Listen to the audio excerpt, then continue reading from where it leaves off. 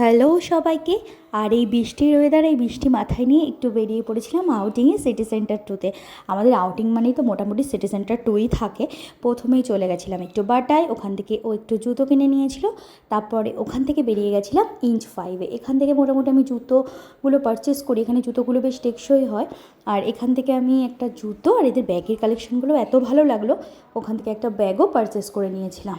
Purchase করে নিয়ে এখানে কমপ্লিট হয়ে গেলে বেরিয়ে পড়েছিলাম। আর আজকে না যা ভিড় হয়েছিল সিটি সেন্টার টু, মানে সানডেতে, মানে সানডেতে গেছিলাম, মানে স্বাধীনতা দিবসের পরে যে সানডেটা, এত ভিড় ছিল আর কি বলবো।